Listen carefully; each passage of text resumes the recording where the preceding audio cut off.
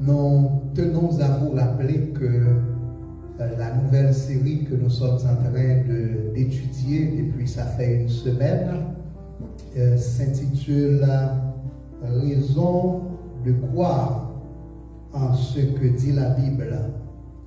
Raison de croire en ce que dit la Bible. Et en soya, nous avons parlé un peu de l'inspiration divine de la Bible. L'inspiration divine de la Bible. L'inspiration divine de la Bible, c'est thème qui répond à la question ça. La Bible est-elle réellement la parole de Dieu? La Bible est-elle réellement la parole de Dieu? Il est vrai que la carrière que nous professons en tant que chrétiens, la carrière que nous professons en tant que serviteurs de Dieu, servantes de Dieu, est une carrière de foi. La carrière que nous embrassons est une carrière de foi. Mais cela ne veut pas dire pour autant que notre foi soit dépourvue de bon sens. Cela ne veut pas dire pour autant que notre foi soit dépourvue de jugement. Ça ne veut pas dire que foi n'a pas gagné raison pour ça. Contrairement à ce que beaucoup de gens pensent, la foi a ses raisons. La foi a ses raisons. Nous ne croyons pas juste pour croire, mais nous croyons parce que Dieu nous donne des preuves irréfutables et des raisons pour croire qu'il existe. Nous croyons parce que Dieu nous donne des preuves incontestables, des preuves incontournables et des raisons pour croire que non seulement il existe, mais Jésus est son Fils bien-aimé. Il est son Fils bien-aimé. Il est le chemin, la vérité et la vie. Et que nul ne vient au Père que par lui. Il est le chemin. Nous croyons parce que Dieu nous donne des preuves insurmontables, incontournables et des raisons suffisantes de croire que la Bible est sa parole infaillible. Et une raison qui fait que nous voyons que la Bible est la parole infaillible de Dieu, c'est parce que la Bible est le livre inspiré de Dieu. Écoutez ça bien. Il y a une raison qui fait que nous croyons que la Bible est la parole infaillible de Dieu, c'est parce que la Bible est le livre inspiré de Dieu. L'inspiration divine de la Bible. Par contre, il ne faut pas se laisser troubler. Nous ne devons pas étonner ni troubler si toutes les fois sous chemin nous avons croisé avec une série de monde qui a essayé de discréditer la Bible en tant que parole de Dieu. Est-ce que nous comprenons, est-ce que nous tendez ça dire? Nous ne devons pas ni étonner, ni troubler si toutes les fois sous chemin nous croiser avec des gens qui ont essayé de contredire la Bible. Moun qui a essayé de dévaloriser, disqualifier la Bible en tant que parole de Dieu. Nous ne pouvons pas étonner si sur les réseaux sociaux, nous avons des gens qui ont enseigné que la Bible n'est pas la parole de Dieu. Nous ne pouvons pas étonner ni troubler si sur les réseaux sociaux, nous avons des gens qui ont dit que la Bible n'est pas la parole de Dieu, c'est une invention humaine. La Bible, moun qui dit que la Bible est un plagiat. Moun qui dit que c'est l'église catholique qui écrit la Bible. Moun kap dit que c'est le Vatican qui baille nous la Bible. C'est l'Occident qui baille nous la Bible. Moun kap dit que ce sont les colons qui baillent nous la Bible dans l'intention pour nous zombifier nous, pour manipuler nous, pour faire travail de cerveau pour nous. Nous ne pouvons pas étonner ni troubler si nous voyons que des gens qui baillent tête de commission semer le trouble, semer le doute, semer la confusion. Ce sont des victimes. Ce sont les victimes. Peut-être vous pouvez poser cette question, mais ce sont les victimes de quoi ou de qui? Ce sont des victimes des mensonges de Satan, le diable. Nous ne pas nous étonner ni troubler parce que Jésus, en tant que notre roi, notre sauveur, notre Dieu, Jésus lui-même, il était sur la terre. Il était croisé avec Jean de Mounsayoto. Il était croisé avec monde qui était nié que lui, c'est petit bon Dieu, qui était nié que parole lui sortit dans mon Dieu. Dans Jean chapitre 8, la Bible montre nous l'heure côté que Jésus t'a affronté, il t'a confronté une série de monde qui t'a essayé de nier sa personne ou encore sa divinité et sa parole. Dans Jean chapitre 8. Et dans versets 40 à 45 là, nous sommes capables de voir ensemble ce qui réponse que Jésus débat. Jean 8, versets 40 à 45. Pendant qu'il a essayé de nier la divinité de Jésus et ses enseignements, on dit que Jésus, petit bon Dieu vrai, il n'est pas récit vrai, c'est pas bon Dieu vrai, et que parole c'est pas la vérité, c'est mensonge. On voit ce qui réponse que Jésus débat. Verset 40.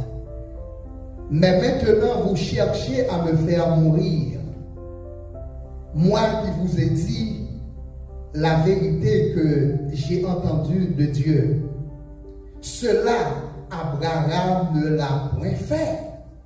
Ça que n'a fait là, Abraham n'a pas fait pareil ça.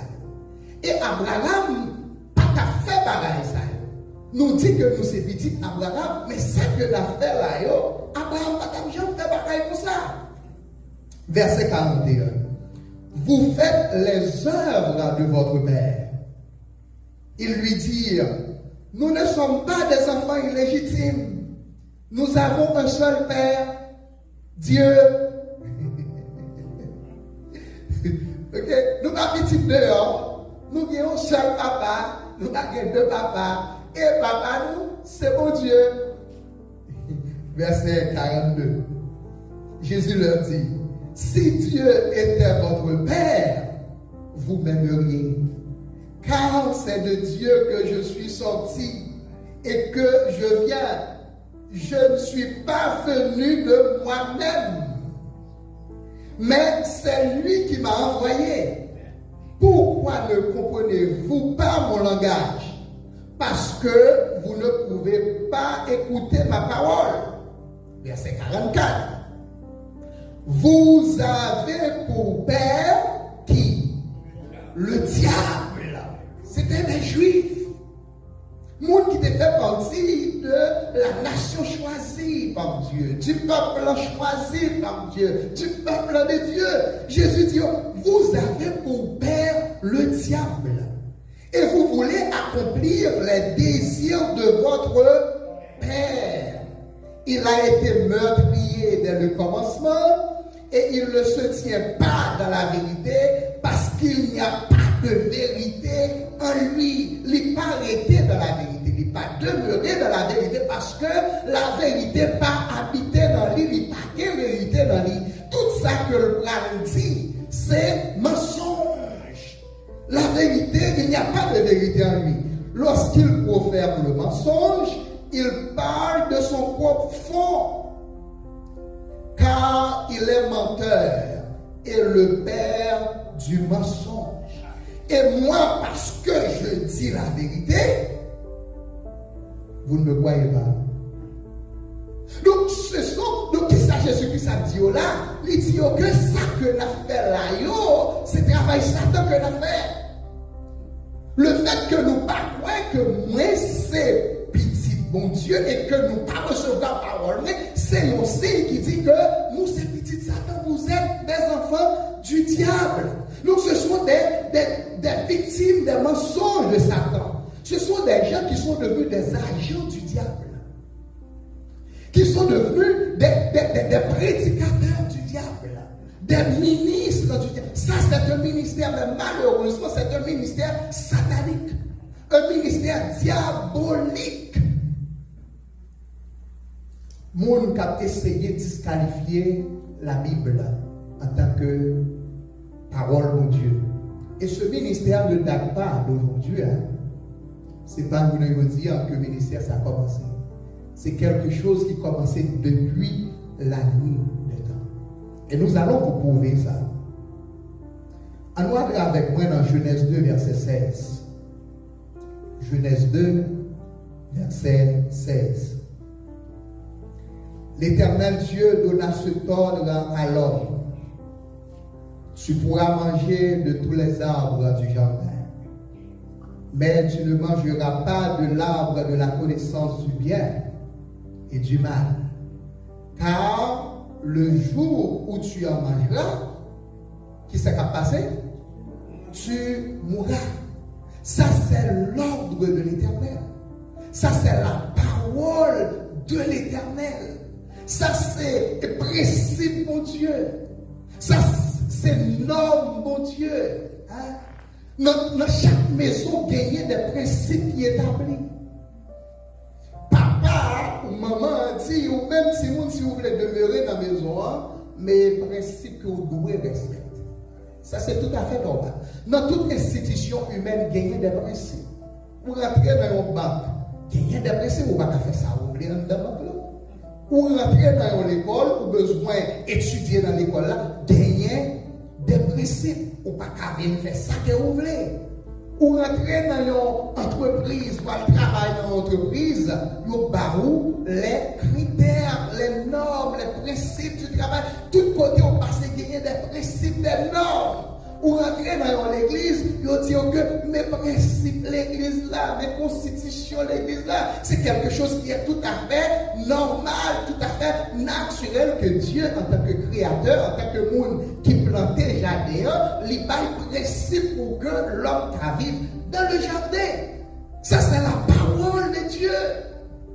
C'est tout à fait normal pour que Dieu, en tant que créateur de l'homme et de l'univers, il dit l'homme, mais qui j'aime pour vivre dans l'univers. Il dit l'homme, mais comment pour comporter-vous dans l'univers? Il a ce droit. Il a ce droit de créateur, droit de création. L'ordre de l'Éternel. Nous avons mangé de tous les arbres du jardin, sauf de l'arbre de la connaissance du bien et du mal, parce que jour que nous avons mangé, la donne n'a mouru. Ça c'est le décret de l'Éternel. Ça c'est la parole de l'Éternel. Pas qu'il y a sortir de là, pas qu'il y a menti, non, ça pas qu'il y a doute la donne. Ok, maintenant nous allons dans Genèse 3, du verset 1er. Genèse chapitre 3. À partir du verset 1er jusqu'au verset 4. Le serpent était le plus rusé de tous les animaux des champs que l'Éternel Dieu avait fait. Il dit à la femme, Dieu a-t-il réellement dit, vous ne mangerez pas de tous les arbres du jardin? C'est qui ça l'a fait là? L'a semé le doute, la confusion. Est-ce que mon Dieu réellement dit ça vrai? Parce qu'il semble qu'il y a quelque chose qui ne marche pas. J'ai l'impression qu'il y a... Est-ce que mon Dieu t'avait dit une telle chose? Dieu a-t-il réellement dit que C'est ça qui fait que nous sommes dire que l'inspiration divine de la Bible, c'est le thème qui répond à la question, la Bible est-elle réellement la parole de Dieu? Dieu a-t-il réellement dit, vous ne mangerez pas de tous les arbres du jardin? La femme répondit au serpent, nous mangeons du fruit des arbres du jardin. Mais quant au fruit de l'arbre qui est au milieu du jardin, Dieu a dit, vous n'en mangerez point et vous n'y toucherez point de peur que vous ne mouriez. Nous, qu'à manger dans tout arbre qui vient dans le jardin. Sauf que mon Dieu dit nous que quand tu as l'arbre, pour ça qui vient pour avec l'arbre qui est au milieu du jardin, nous ne pas doué manger là-dedans. Mais femme n'a pas augmenter quelque chose. Il dit que mon Dieu dit nous pas toucher, mais mon Dieu n'a dit pas toucher. Mon Dieu t'a juste dit, les gars, manger là-dedans, mais il augmente quelque chose. Il augmente. On voit que ça serpent dans la continuité. Alors le serpent dit à la femme, vous ne mourrez point. C'est qui ça, mon Dieu t'a dit? On va mourir. Mais qui ça, serpent dit? Ou pas mourir. Donc nous avons clairement que l'objectif du serpent, dès le commencement, c'est de discréditer la parole de Dieu.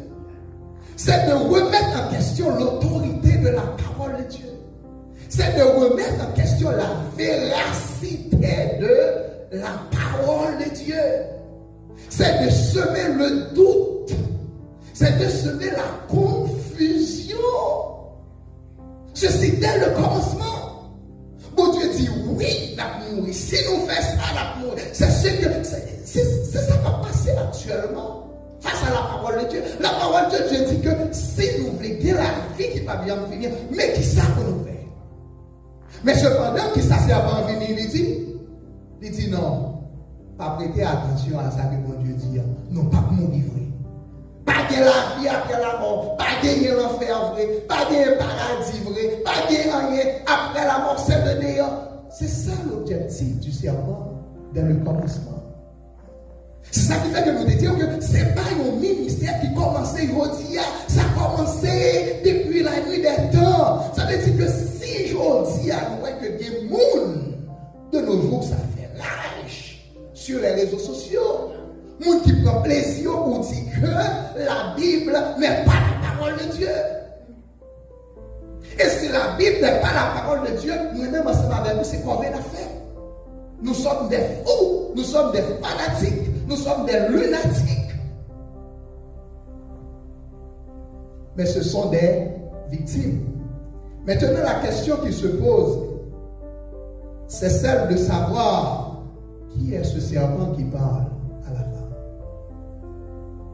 Qui est ce serpent qui parle à la femme? Était-ce un vrai serpent qui parlait de son propre gré, de sa propre volonté, de par lui, pour lui?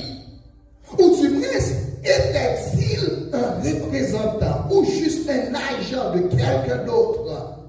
Était-il le ministre de quelqu'un d'autre? Était-il l'instrument utilisé par quelqu'un d'autre? Ça, sont bonnes questions que nous avons posées parce que nous avons étudié la parole de Dieu. Nous avons aidé à comprendre la raison qui fait que nous ne pouvons pas troubler. Parce que de nos jours, moi-même, je me croisais avec un peu de monde qui troublait face à la parole, face à la Bible.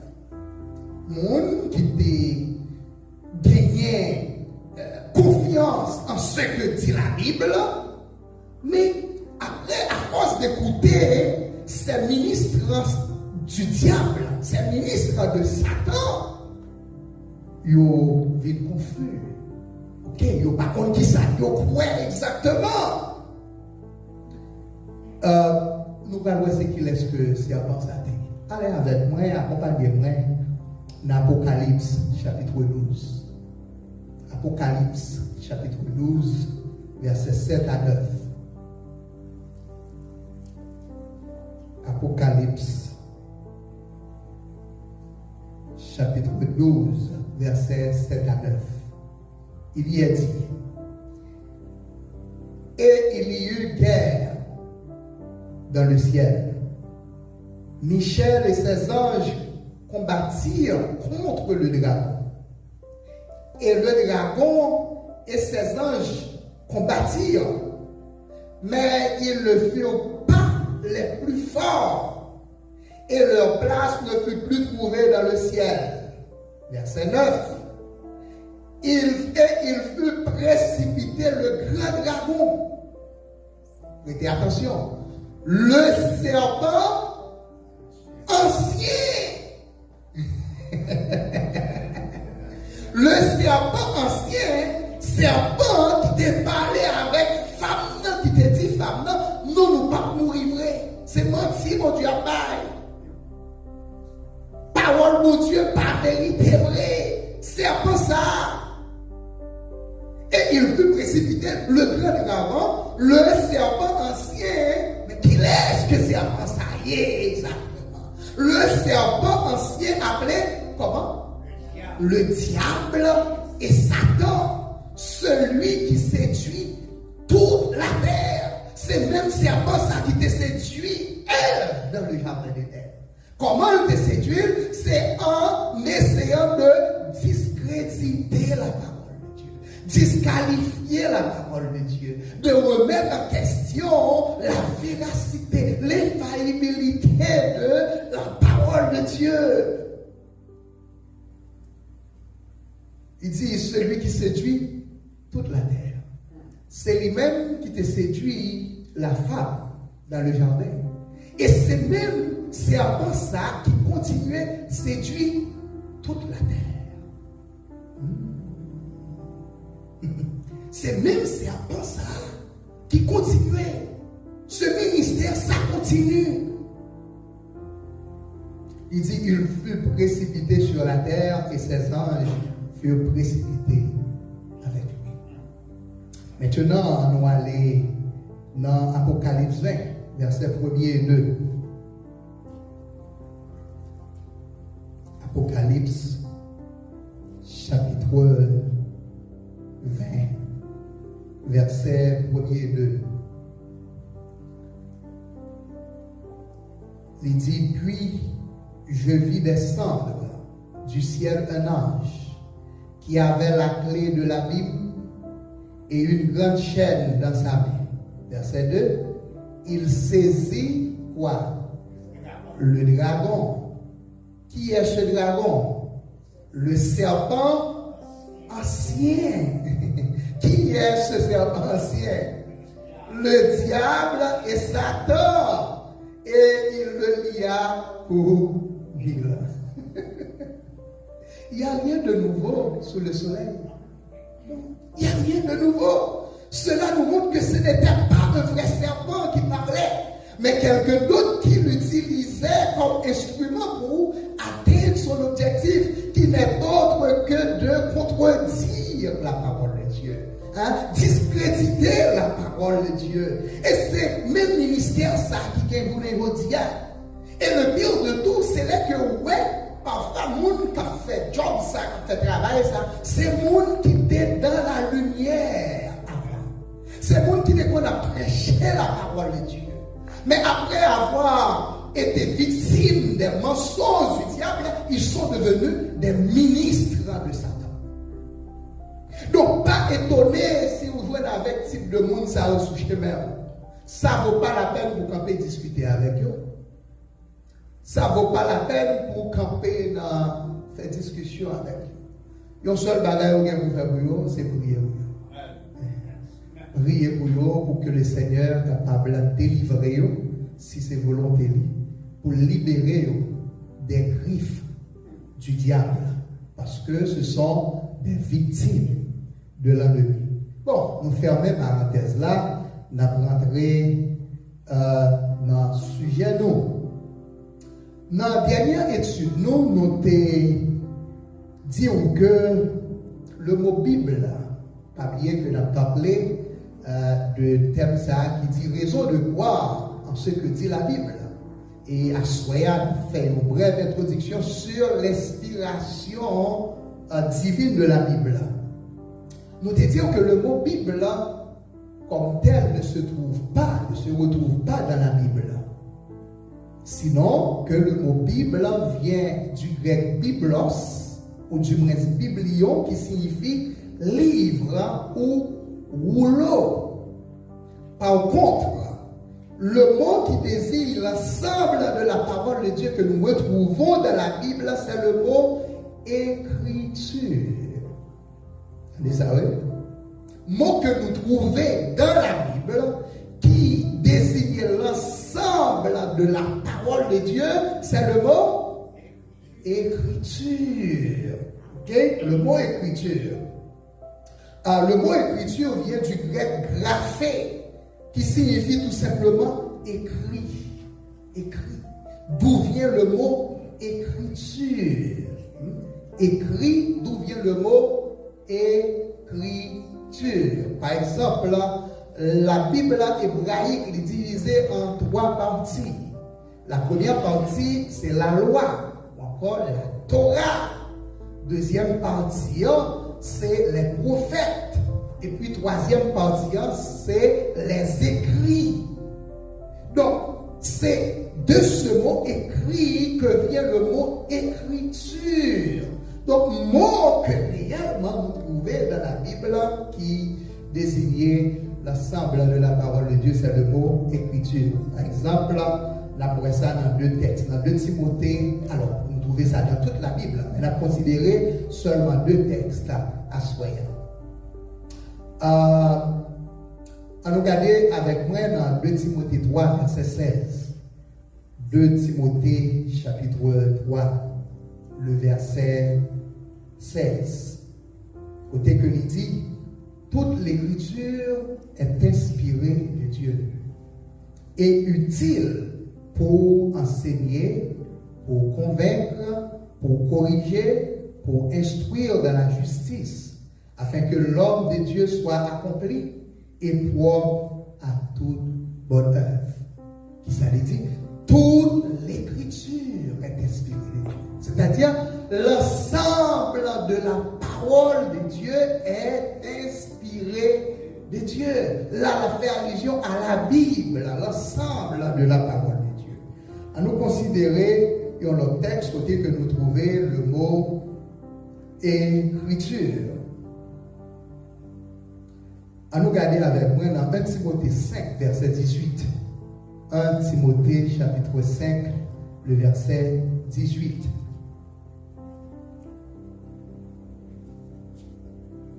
« 1 Timothée 5, 18.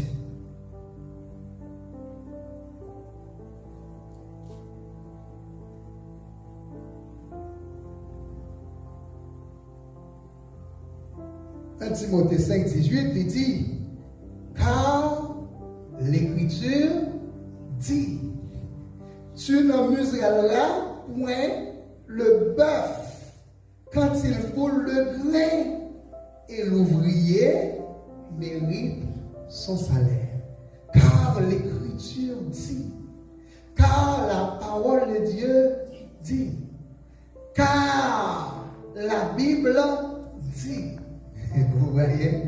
Donc, mot que nous trouvons dans la Bible qui désignait l'ensemble de la parole de Dieu, c'est le mot écriture. Nous avons dit aussi, vendredi dernier, que lorsque nous dit que la Bible, c'est le livre des livres, la Bible, c'est le livre par excellence. La Bible, c'est le livre dont le contenu sort complètement de l'ordinaire. Nous te dit que ça va dire que nous dit que la Bible c'est un livre qui tombait du ciel. Non. Ça va dire que la Bible c'est un livre que vous trouvez quelque part. Ok, il y a une signature du ciel qui sortit dans le ciel et puis on prend, on reproduit. Non, nous ne parlons pas de ça. Nous ne parlons pas de ça.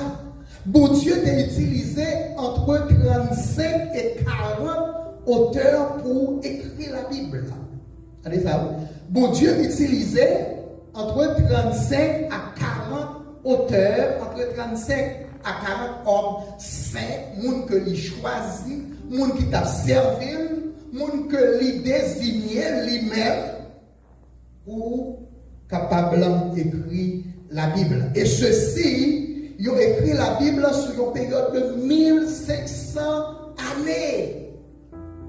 Ça prend environ 1500 années pour capable d'écrire la Bible de Genèse à l'Apocalypse. Cependant, le contenu de la Bible ne se limite pas dans le temps ni dans l'espace.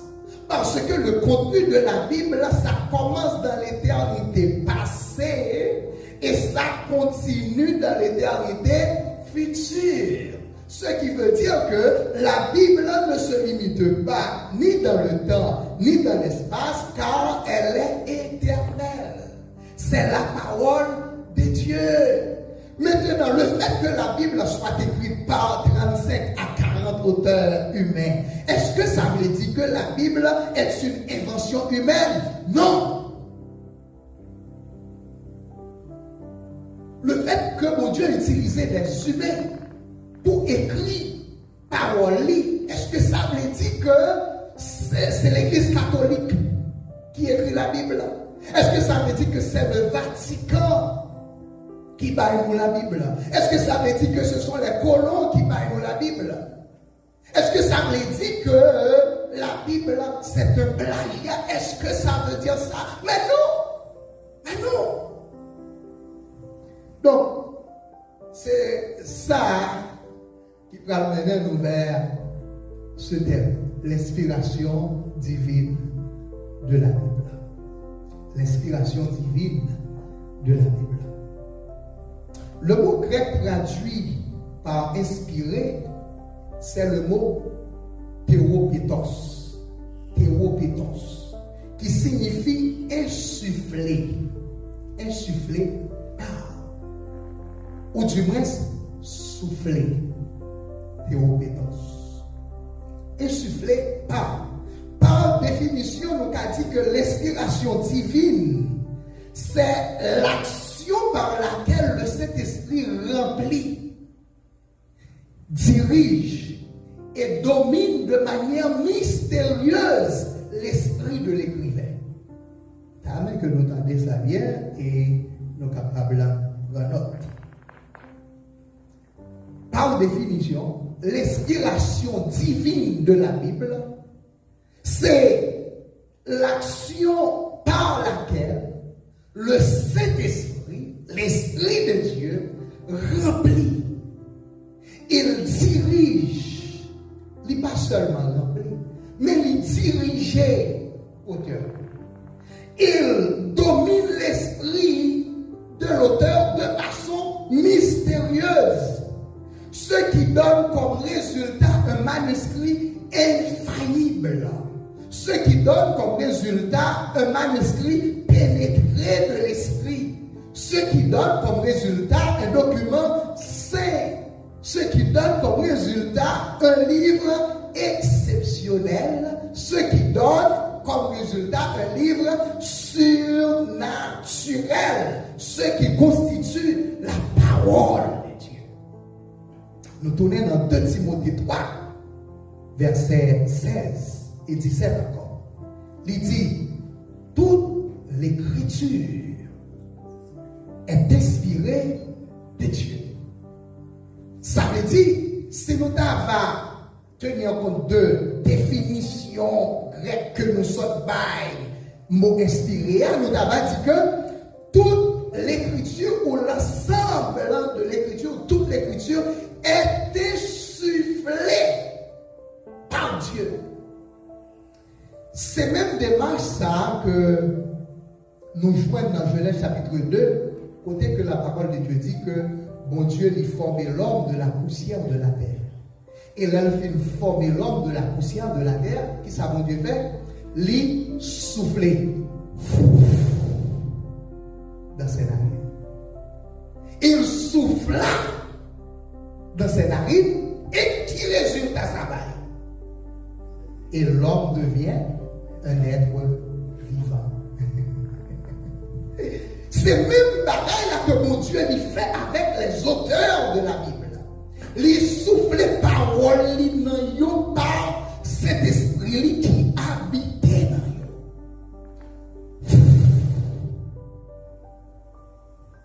Donc, toute l'écriture est insufflée par Dieu. L'ensemble de la parole, la Bible vient de Dieu. C'est le souffle de Dieu. C'est la parole de Dieu. C'est la pensée de Dieu. C'est la volonté de Dieu. C'est le décret de Dieu. C'est la vie de Dieu. La Bible, c'est Dieu qui nous parle. Là, je prends la Bible, je mets l'ouvrir, Bible devant moi, et puis m'appeler. La Bible, c'est Dieu qui me parle. C'est l'Esprit de Dieu qui rentre dans moi. C'est illumination qui sortit dans mon Dieu, m'a recevoir. C'est la pensée de Dieu qui rentre dans moi. C'est la volonté de Dieu qui rentre dans moi. C'est la nature de Dieu qui rentre dans moi. Lève ma prière, la parole de Dieu. Ça qui fait que Jésus dit Julio, et vous connaîtrez la vérité, et la vérité vous affranchira. Il y a un monde qui esclave, il y a un monde qui prisonnier du péché. À partir du moment que il commence à lire la Bible, il rentre dans un processus de libération. Et vous connaîtrez la vérité, et la vérité vous affranchira. Lorsque, alors, l'auteur l'avait dit, toute l'écriture, ce n'est pas une partie de l'écriture. Toute l'écriture est inspirée de Dieu. Toute l'écriture est insufflée par Dieu. C'est pas une partie. Enfin, il y a le monde qui prend une partie dans la Bible et puis reste là, il met elle de côté. C'est toute la Bible qui est la parole de Dieu. L'Ancien Testament, tout comme le Nouveau Testament. Et nous te disons ça, on me dit, c'est que on n'est pas qu'à comprendre l'Ancien Testament sans le Nouveau Testament.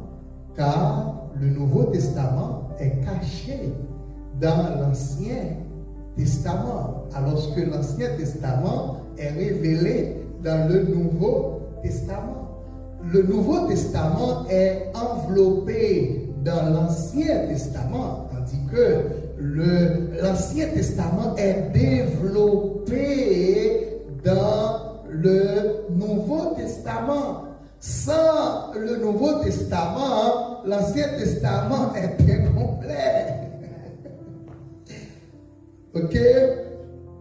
Lorsque nous recevons la parole de Dieu comme étant inspirée de Dieu, comme si Dieu nous parlait personnellement, alors il y a 4 bénéfices que nous recevons de la parole de Dieu. Nous recevoir la parole de Dieu comme inspirée de Dieu. Nous lire la Bible comme une parole insufflée par Dieu, inspirée de Dieu.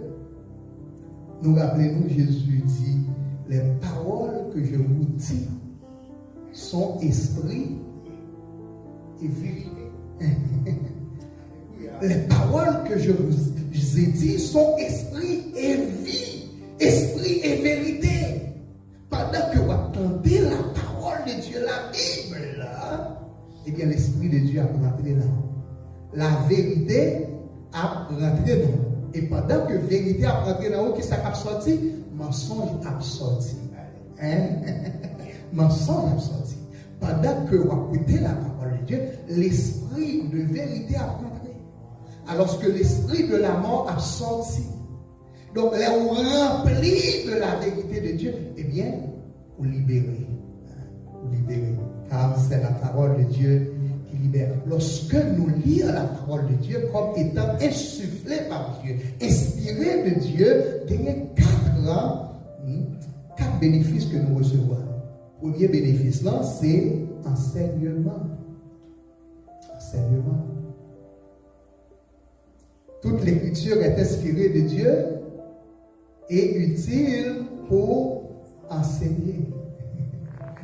lorsque nous recevons la parole de Dieu, comme étant inspirée de Dieu, nous recevons l'enseignement. Dieu nous enseigne. Dieu nous conduit. Deuxième bénéfice que nous trouvons, c'est la conviction. La parole de Dieu nous donne la conviction. Nous sommes devenus des gens de conviction. Ça fait que un chrétien qui demeurait dans l'enseignement de la parole de Dieu devenu un chrétien qui gagnait conviction. Ce n'est pas un chrétien que vous êtes capable de déplacer, ou de manipuler, ou capable de faire ça, ou avec lui. Ce n'est pas un chrétien que Satan est capable de confondre. Il n'est pas capable de semer la confusion dans le cœur. Parce qu'il gagne conviction. La parole de Dieu produit la conviction.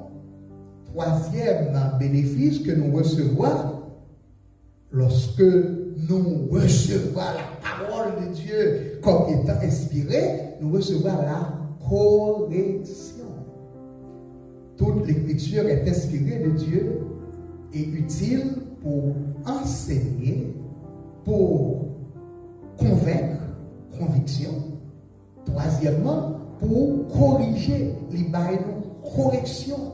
La parole de Dieu, les nous apprend mauvais chemin, les nous apprend mauvaise voie. Qui ça la parole de Dieu les fait?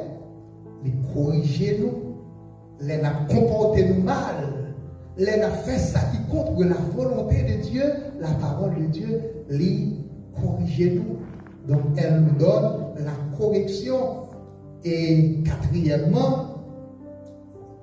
bénéfice que nous recevons dans la parole, c'est instruction. La parole de Dieu nous instruit. Nous rappelons comment que les disciples de Jésus-Christ, la plupart d'entre eux, ce n'étaient pas des hommes de lettres. Ce n'étaient pas des hommes qui ont été à l'université. Mais les ils ont parlé, ils étaient sous l'influence du Saint-Esprit. Moun qui t'a écouté, qui ça a été dit? Mais est-ce que monsieur Sao, ce n'est pas galiléen que vous êtes? Okay? Est-ce que ce n'est pas moun qui fait partie de peuple, c'est-à-dire moun qui n'a pas gagné haute éducation, qui n'a pas gagné diplôme, qui n'a pas gagné maîtrise, qui n'a pas gagné doctorat? Mais côté rejoindre bagaille ça yo que a dit yo. Côté rejoindre yo pas qu'à comprendre. Mais qui ça t'est passé? C'est parce que yo t'ai gagné la parole de Jésus-Christ qui t'est habité dans yo. Il t'est ba yo instruction. On va lire le dernier texte.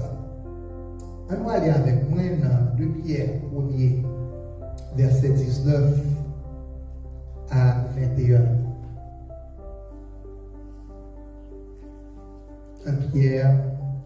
2 Pierre, chapitre 1er, verset 19 à 21.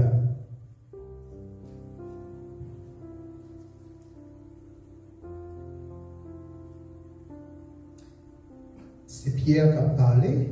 Il dit, et nous tenons pour d'autant plus certaine la parole prophétique. Nous considérons que parole que nous-mêmes n'a prêché, c'est parole qui certaine que apôtre Pierre il dit ça dans deux sens, dans deux objectifs. Premièrement, la parole prophétique dans l'Ancien Testament, on avait des paroles prophétiques, la parole des prophètes. Et cette parole était une parole certaine. C'était des prophéties certaines. Toute prophétie, ça y est, accomplie à la lettre. Il y a là qui est accompli déjà, il y a là qui est pour accomplir. Mais cependant, différence qui est entre ces prophètes de l'Ancien Testament et l'apôtre Pierre en tant que prophète de Dieu, en tant que disciple, en tant qu'apôtre de Jésus-Christ, c'est que les prophètes de l'Ancien Testament, ils ont prophétisé des choses que même ils n'ont pas compris. Allez, ça vient. Les prophètes de l'Ancien Testament, Yo t'a prophétisé des choses que même yo pas compris. Parce que c'était des prophéties qui venaient de Dieu. Parce que c'était de simples canaux, c'était de simples instruments entre les mains de Dieu. Prenons le cas de Ésaïe. Ésaïe 53. Ésaïe a parlé de la passion de Jésus-Christ. Il a parlé de la vie, des souffrances de Jésus, des souffrances du Messie qui allait venir. Mais dans le moment que Ésaïe t'a pas prophétisé ça, Ésaïe n'a pas été conscient de qui ça a parlé. Les côtés ouais Messia. La prophétisé sur ça qui vient pour arriver Messia. Mais les côtés connaît Messia. Et non seulement Ésaïe côté connaît Messia, mais Ésaïe attend le Messia aussi. Ésaïe était désiré pour le ouais. Messia c'était désiré en tant que prophète de Dieu au sein du peuple d'Israël. C'était désiré. Tout prophète qui était appelé ouais Messia, mais il n'y a pas de chance. Alors que Dieu t'a utilisé pour prophétiser au sujet du Messie. Cependant, l'apôtre Pierre lui-même, lui ouais Messia, lui vivre avec Messia, lui marcher avec Messia, lui assister ça que le prophète lui dit accompli dans la vie, lui assister l'accomplissement des prophéties des prophètes de l'Ancien Testament de la vie du Messie. Il dit que, et nous tenons d'autant plus certaine la parole prophétique à laquelle vous faites bien de prêter attention. Parole que nous-mêmes nous disons, parole que nous enseignons, parole que nous prêchons. Vous prêtez attention à ces paroles comme à une lampe qui brille dans un lieu obscur. Ça fait nous penser au psaume 119, verset 105. Ta parole est une lampe à mes pieds, une lumière sur mon sentier. Ta parole est une lampe à mes pieds. Bien dit, écoutez, vous avez bien fait. Vous avez bien fait de prendre la parole prophétique que vous avez entendue comme à une lampe qui brille dans un lieu obscur jusqu'à ce que le jour vienne apparaître et que l'étoile du matin se lève dans vos cœurs. Verset 20. Sachant tout d'abord vous-même qu'aucune prophétie de l'Écriture, aucune parole, ça que nous-mêmes nous prêchons, que les prophètes anciens antérieurs nous ont prêché, aucune prophétie de l'Écriture ne peut être un objet d'interprétation particulière. Ce n'est pas nous-mêmes qui décidons pour nous capables de prophétie. Ça que nous disons, nous pas sorti dans nous. Il continue pour le dire dans le verset 21, car ce n'est pas par une volonté d'homme qu'une prophétie a jamais été apportée. C'est pas prophète ou encore après que va juste lever comme ça pour mon plaisir et puis il dit que il va l'écrire. Il va pas une prophétie. Vous n'avez pas dit à quelqu'un qui a prophétisé un peu partout des prophètes internes, prophètes de fausses prophéties. Une prophétie, mais une prophétie par exemple accomplie. Parce que ce n'est pas des prophéties qui sont dites dans bon Dieu. C'est eux-mêmes qui campent, qui baillent prophéties selon eux-mêmes. Apôtre Pierre, il termine pour le dire. Mais c'est poussé par le Saint-Esprit que des hommes ont parlé de la part de qui? De la part de Dieu. Mais c'est poussé par le Saint-Esprit. C'est inspiré de Dieu. C'est inspiré du Saint-Esprit. C'est pas de par notre volonté que nous écrivons ça que nous écrivons. Mais c'est parce que le Saint-Esprit de Dieu nous oblige, nous contraint d'écrire, de parler. Et paroles que nous disons, ne sont pas sorties dans nous. Donc, nous concluons. Le fait que Dieu utilisait entre 35 à 40 auteurs, écrivains, humains pour écrire la Bible, est-ce que ça veut dire que la Bible est une invention humaine? Non. La Bible n'est pas une invention humaine. C'est la parole de Dieu. C'est la parole de Dieu.